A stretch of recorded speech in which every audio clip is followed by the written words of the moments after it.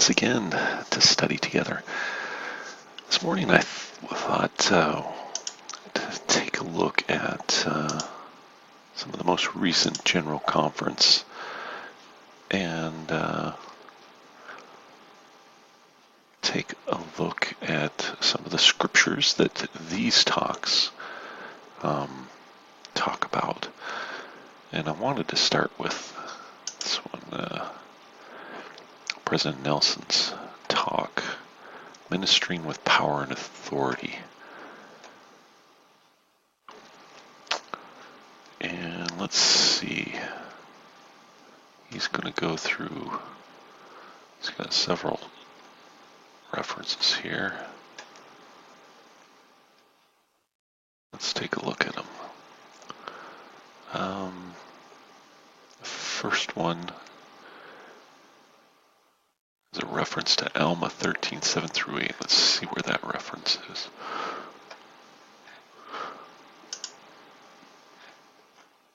It's not taking it to us. Here we go.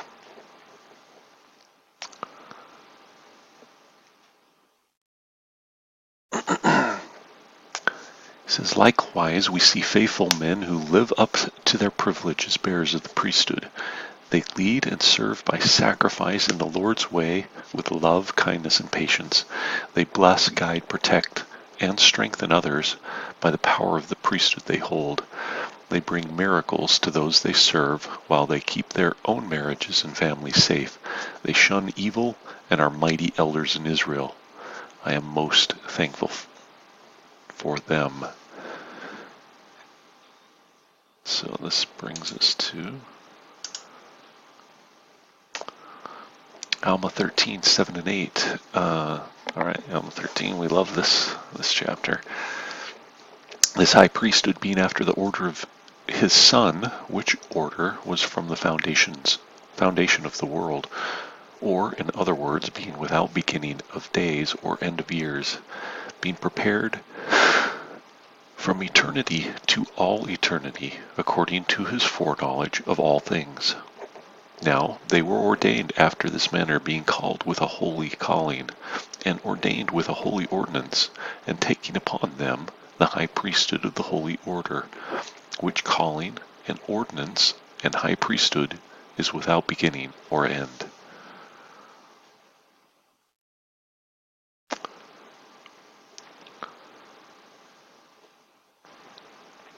You know, this is a powerful concept that we're given blessings here in this life according to the foreknowledge of God in all things. And I like it. What else do we have here? Doctrine and Covenants 84, 17-20, and 35-38. This is a great chapter on the priesthood, which priesthood continueth in the church of God in all generations, and is without beginning of days or end of years. And the Lord confirmed a priesthood also upon Aaron and his seed throughout all their generations, which priesthood also continueth and abideth forever, with the priesthood which is after the holiest order of God. And this greater priesthood administereth the gospel, and holdeth the key of the mysteries of the kingdom, even the key of the knowledge of God. Therefore, in the ordinances thereof, the power of godliness is manifest. And also, all they who receive this priesthood receive me, saith the Lord. For he that receiveth my servants receiveth me, and he that receiveth me receiveth my Father. And he that receiveth my Father receiveth my Father's kingdom. Therefore, all that my Father hath shall be given unto him. I mean, this is a great little chain here. You receive me, you receive the priesthood, you receive the Lord.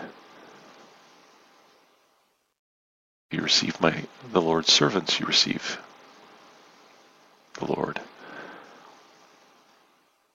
If you receive the Lord, you receive the Father, and if you receive the Father, you get everything.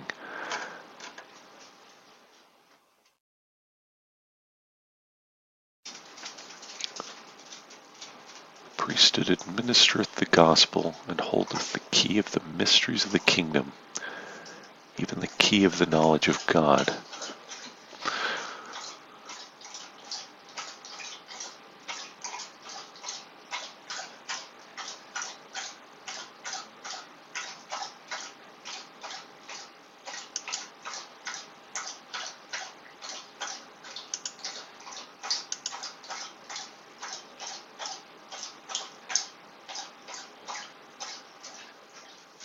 So that's the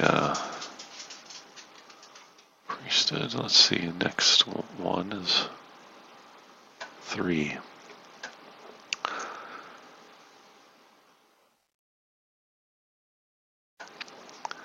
He says, I fear that too many of our brothers and sisters do not grasp the privilege that could be theirs. Some of the brethren, for example, act like they do not understand what the priesthood is and what it enables them to do. Yeah, that was he gives a rather pointed example of a father blessing his child, but not blessing his child, praying over his child instead of blessing him. Let's take a look at, we'll go back to Doctrine and Covenants 84, 19 and 20.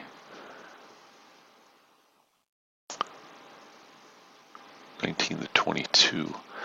And this greater priesthood administereth the gospel, and holdeth the key of the mysteries of the kingdom, even the key of the knowledge of God. Therefore in the ordinances thereof the power of godliness is manifest, and without the ordinances thereof, and the authority of the priesthood, the power of godliness is not manifest unto men in the flesh.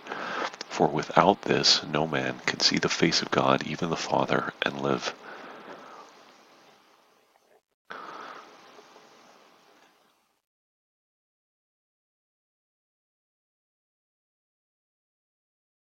This is a strange verse.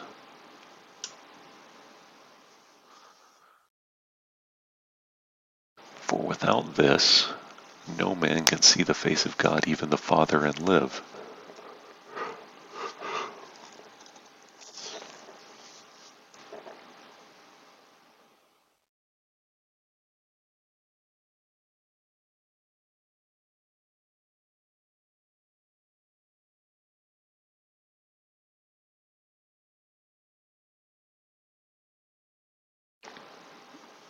And it kind of relates in 23, and now this Moses plainly taught to the children of Israel in the wilderness, and sought diligently to sanctify his people, that they might behold the face of God.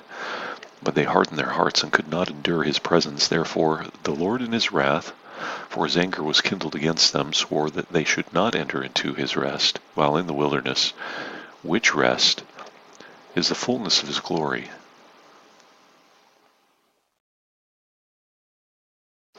Therefore he took Moses out of their midst, and the holy priesthood also. So one of the things we're definitely seeing is the holy priesthood is not the same as the lesser priesthood. So when we're talking about the holy priesthood and some of these verses that we've read here in 84, it's the Melchizedek priesthood. And then the lesser priesthood is the Aaronic priesthood. But as for no man can see the face of God, even the Father, and live,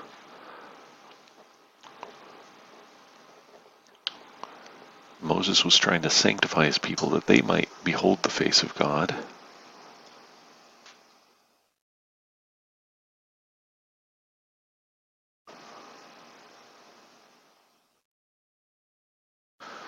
So maybe we have to have this knowledge of God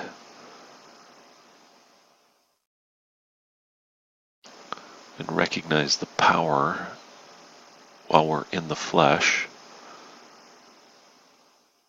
If we want to continue to live in the flesh and see the face of God, maybe that's what we're talking about, is being in the flesh and living. Kind of would make sense, I guess. Let's see what else we have to. Section 107, 18 and 19. And the power and authority of the higher or Melchizedek priesthood is to hold the keys of all spiritual blessings of the church, to have the privilege of receiving the mysteries of the kingdom of heaven, to have the heavens opened unto them, to commune with the general assembly and the church of the firstborn, and to enjoy the communion and presence of God the Father and Jesus the mediator of the new covenant.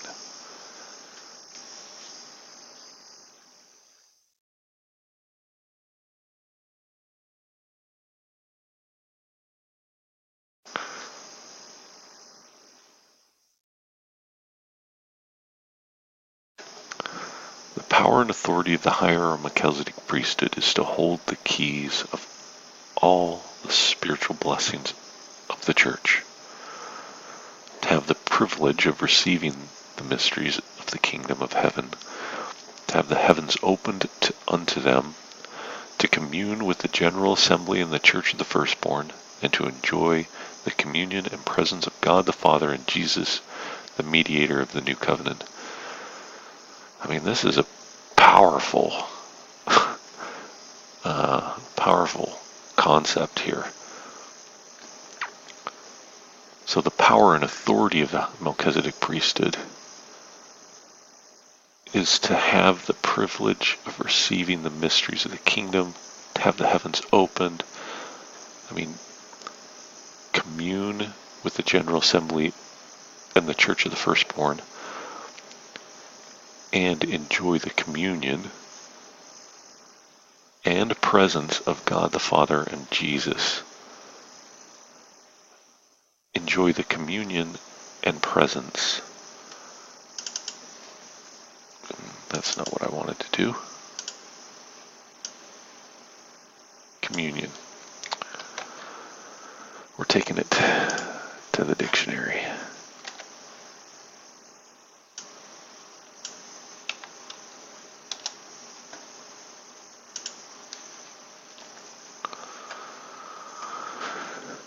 Fellowship, intercourse between two persons or more, interchange of transactions or offices, a state of giving and receiving, agreement, concord.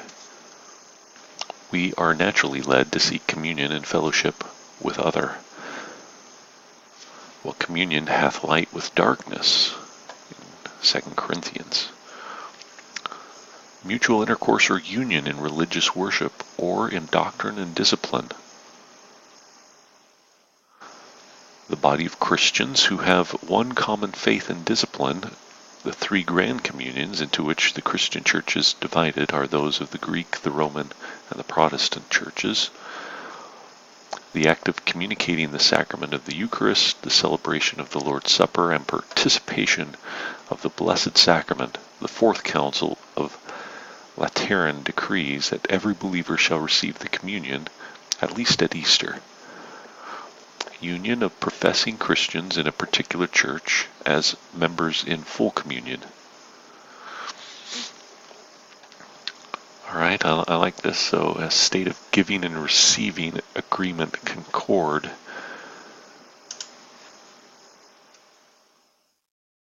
That's communion. What about commune?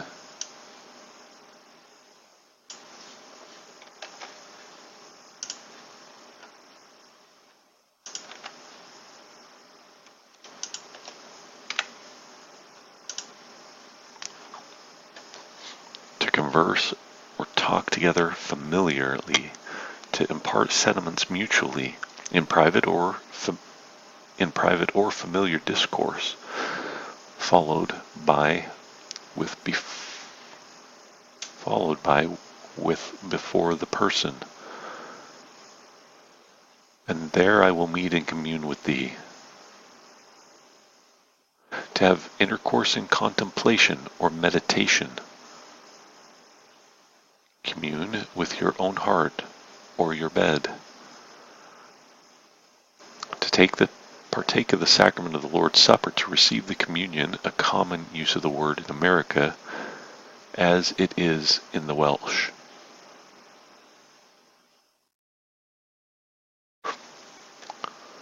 To converse, to talk together familiarly.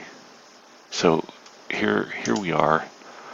We're going to talk and converse familiarly with the General Assembly in the Church of the Firstborn. Well, here's the thing. Who are the General Assembly in the Church of the Firstborn? Right? Who are they?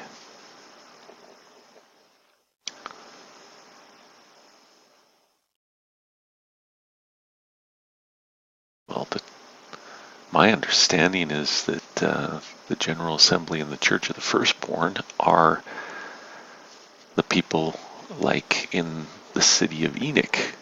I mean, they're people that are not down here in the telestial. They're like terrestrial people, at least, and quite possibly higher. This is, the Church of the Firstborn. This is the Church of Jesus. This is the higher. We have the Church of Jesus Christ of Latter-day Saints, but the Church of the Firstborn, this is people that are living a higher level than what we're doing right now, right? So the General Assembly in the Church of the Firstborn, and we're having a communion with them. We're speaking with them familiarly, which means not, when I think of speaking with somebody familiarly, I think of often, and just, anytime I want to have a chat, I go sit down and we talk. To me, that's what having the heavens opened unto them, right? So here's President Nelson telling us these are the things that are innate in the priesthood and that we're missing out on. We're not rising up to the privilege that could be theirs. That's really powerful. To not grasp the privileges that could be theirs. And when he's using scriptures like these to say these are our privileges,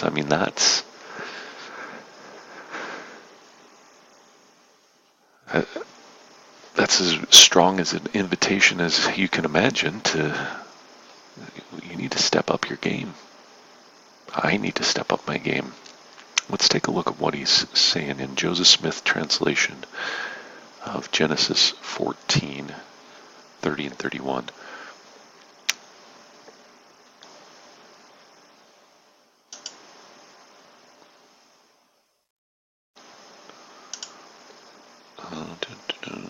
Let's see, it was Joseph Smith translation, Genesis 14, 30 and 31.